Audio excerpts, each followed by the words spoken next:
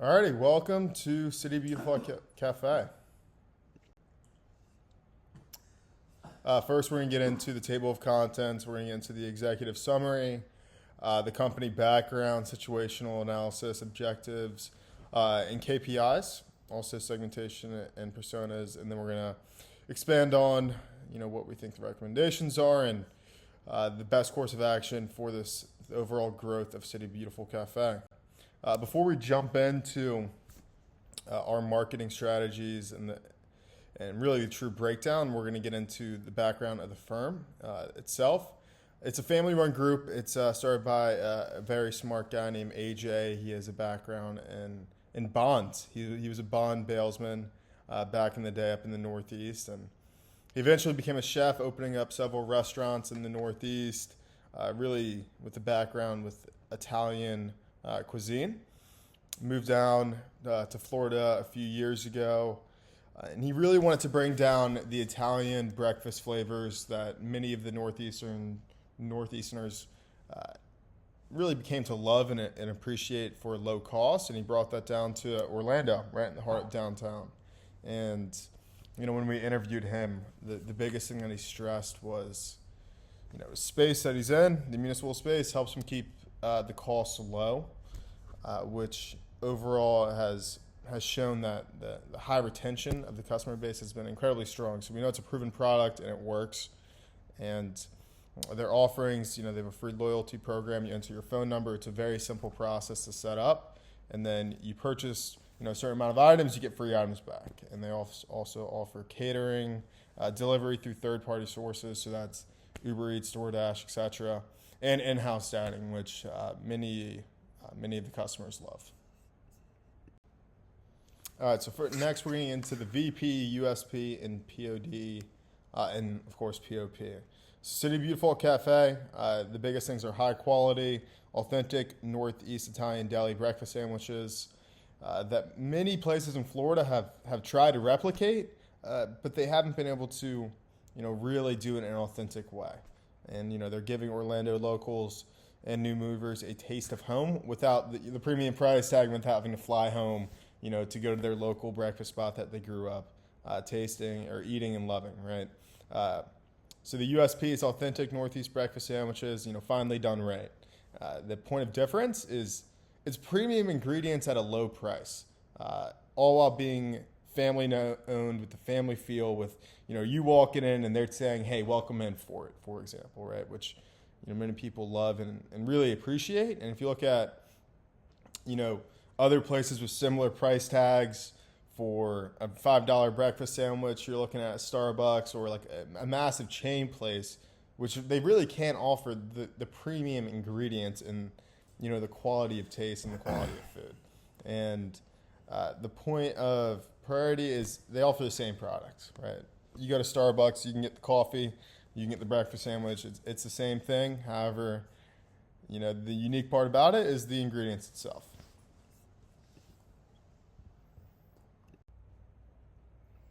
Okay, so now we're going to break down our objectives for City Beautiful Cafe. And to start, we designed a SMART goal that'll hopefully help us prioritize the new marketing plan. And that is, we're going to increase revenue by diversifying customer types through the tracking the growth of the members in the free loyalty program to forecast the overall longevity and expansion of the deli. And this is important so we can get new people in the doors enjoying the food, and along with this, expanding properties and reaching new markets. So our KPIs for this goal will be the number of new members in the free loyalty program, the biweekly revenue, and the social media interaction, whether it be earned, paid, or owned media. All right, next is the SWOT analysis, and we're going to break down in obviously 4 different steps. The strengths, pricing. We're talking about $6 breakfast sandwiches that are high quality. Where do you see that in this market? You're thinking about, Briar Patch comes to mind. We're thinking about a high-end breakfast sandwich. It's $20, and it's not fast. You got to wait in a crazy line. You got to sit down. And the other, similar prices are, Starbucks. It's a chain place. It doesn't taste authentic, doesn't taste good. It's a niche cafe market spot, right? It's in a great location for the current customer type that they're that they're attracting. And the low lease rate. Think about in terms of real estate. They're in municipal locations and hospitals out of the 3 locations that they have, and that helps them keep the rents low and the prices low in terms of the food. The next is the weaknesses. Limited hours. They're only open 8 or 7 a.m. To actually 2 p.m. They just changed that on weekdays, so it limits their customer type to only office workers or hospital workers in those locations. It's a newer brand. It's still being established. They have a high retention, of course, as we mentioned earlier, but they're still working on expanding it, right? When you're relying on a certain customer type, it definitely shows through. Locations, 3 locations in unique spots. It hurts, the availability for the product and delivery reputation. There's not a good reviews about how the food holds up when it's in the Uber over to your location.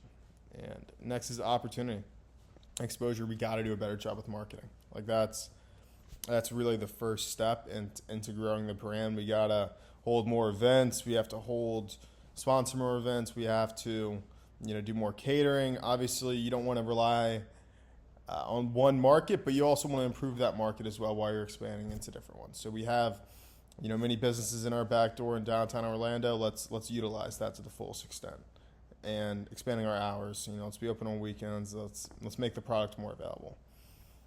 Threats, reliance on one customer type. Depending on where office trends go, that could hurt the overall longevity of where the company goes. And brand confusion due to their competitive pricing. Their product could be viewed as low quality. All right, next we're going to jump into the pestle analysis, and I'll keep this pretty simple. The 2 biggest things we're going to focus on are the economic and the social aspects. And for economic, the biggest takeaway we had was that Orlando's a busy town. There's people coming in from other cities, here for work trips, or local people. And that's going to be a constant demand for food. And secondly, people are always looking for a new fast, but also healthy and affordable option. And I think this is something City Beautiful can really capitalize on and already has.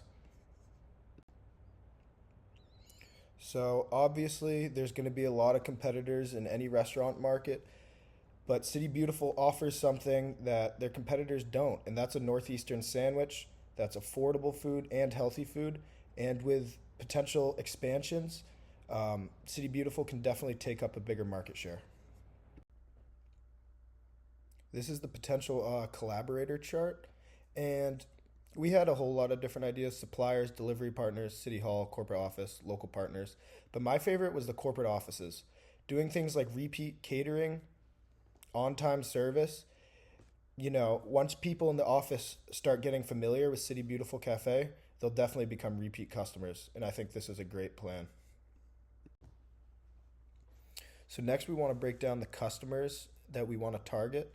And we have a couple different segments: corporate workers, whole offices, students, tourists and visitors, and also local residents. But I think the best segment for us is students and young professionals, because young people are always looking for reliable, affordable, and healthy food that they can come back to time and time again and expect the same quality. And I think this is something City Beautiful Cafe can do great.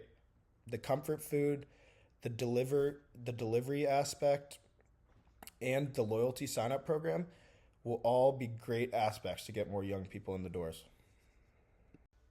And now I'm going to briefly go over the customer personas that we're going to target. So as you can see here, we have Cubicle Chris. He's in the age range of 22 to 25.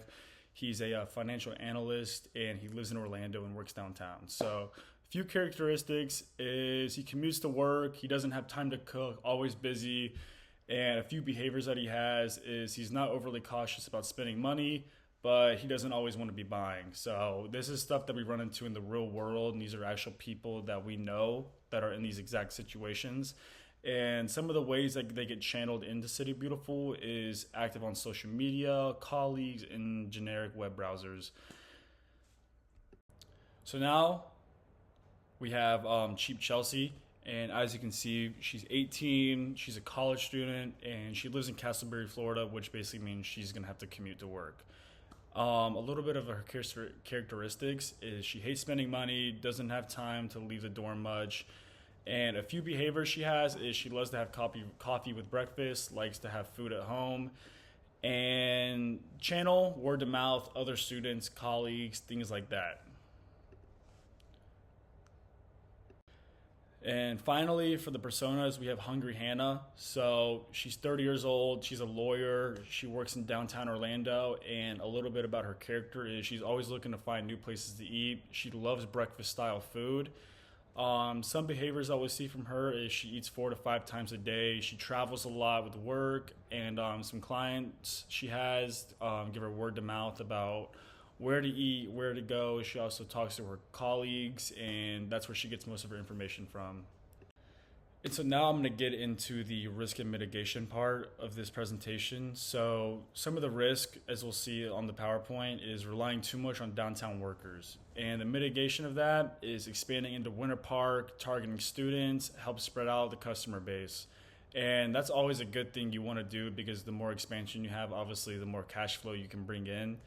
And then some more risk we'll see is strong competition from other cafes. So this is always going to be a problem in any business you start up. Competition is one of the main things you'll have to worry about. Mitigation with that is lean into what makes the difference in your cafe versus theirs. So authenticity is a huge thing. Flavors, quality of ingredients, that's all kind of things that plays a role into this type of thing. And then another risk we'll see is rising food cost. So the mitigation would be use bulk ordering, negotiate with vendors, and make small price adjustments without losing the affordable feel. And I'll go ahead and skip to the last bullet, but the last risk we'll see is new audiences might not encourage right away. So some mitigation for that is we'll push the Rollins Ambassadors campaign, use targeted social media, and offer loyalty perks to get new customers in the door. And one of the biggest parts about marketing is getting earned. So you can have earned marketing, which basically is the better you do in a company, the more people will like you. And then that stuff gets on social media, you go word to mouth, and then that's where all of the real marketing comes in. And now, just like the personas, we'll be going over the targeting and evaluation. So some targeting we'll talk about is focusing on the 3 main groups, which is downtown workers, Winter Park residents, and Rollins College students. And to increase daily foot traffic and diversify who's coming in, the goal is to pull in people who want quick, affordable, and high-quality breakfast options, and who value authentic Northeast flavors. And an approach we'll take is we'll use location-based marketing, social media ads, and Rollins Ambassadors campaign to reach students and promote catering and loyalty perks to keep downtown workers engaged, and leverage the new Winter Park location to attract local residents and passerby traffic, which is honestly the best approach I think this company should take. And now finally with evaluation is we'll track growth in the loyalty programs, we'll increase the daily transactions and sales coming from new customer types, monitor which segments respond best to campaigns, and adjust messaging based on what actually drives repeated visits. So basically that means is whatever we're doing good, we're going to up it and make it better, so that way we get more foot traffic in and out the door on a daily basis. So next we're going to talk about the positioning.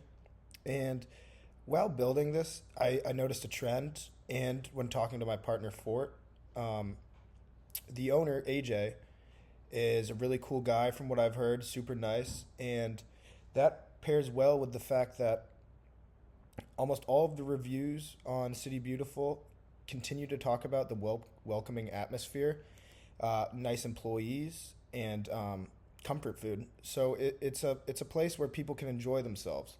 And whether it be workers, corporate offices, residents, students, or tourists, they're going to enjoy their time there. And I think that's the best part about City Beautiful Cafe. All right, recommendations. It's really one recommendation that, because the next is the campaign to really utilize the first one. And, as we've stressed before, the product's good, product's proven, retention's high. We know it works, right? We need to be at a better location. And AJ's biggest objection with moving locations has always been he doesn't want to get rents bumped on him, right? He wants to keep rents flat, steady, where he can keep the prices the same. He doesn't have to raise them. Noticing being in an ideal location, it's borderline impossible. It's either you stay in the crap locations or you just buy it. And a building on Park Ave, the Panulos location, just became available, and that's an ideal location. And the exciting part about that is this: there's 2 tenants in the building, one being Panulos, one being one upstairs. If he puts $300,000 down on this building, he kicks Panulos out, whose lease is expiring. Obviously, they want to stay, right? But if he owns the building, it's at his discretion, and he can kick them out. And the upstairs tenant will be able to pay the rent, and also the mortgages as well, because he can do a 30-year mortgage on a property like this if he's an owner user as well. So that significantly helps him, and he can keep rent or his mortgage super low, and most likely will be able to have the tenant upstairs that rent just pay it, and so he can be in there rent free. All it will cost is $300,000, and it's an ideal location. You're right in one of the most high traffic locations in Central Florida.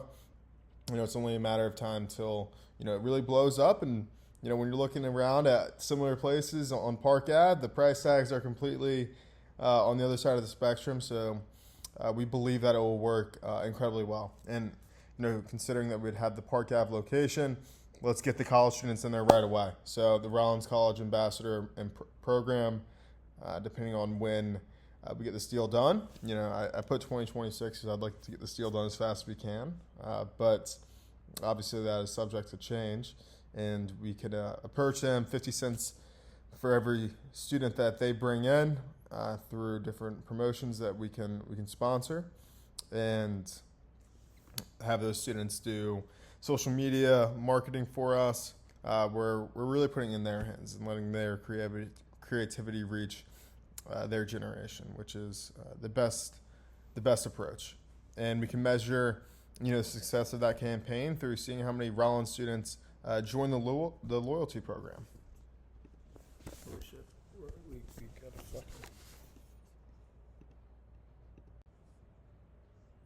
So right here we have the execution timeline in a chart form, and you can see down at the bottom we're going to start with the loyalty program. This is a must for City Beautiful Cafe, along with taking into account the other strategic recommendations, the positioning, and the situational analysis. And now, while some of this is going on, later down the road, maybe in February, say we start on New Year's, we'll pick up the content creation and get some owned media out there. We'll start maybe some ambassador prep and the expansion planning. Down the road further, we'll mitigate the risk, really take the financials into account and execute the final campaign. And almost by April, we could finalize this plan if everything goes accordingly. And lastly, this is what we have of our conclusion. And I just wanted to say that we value your company a lot. We think you guys have a lot of expansion to do and a lot more to be made. There's a lot that we can work on to help you guys be more profitable in a high cash flow situation. And I hope you take this presentation to heart. Thank you.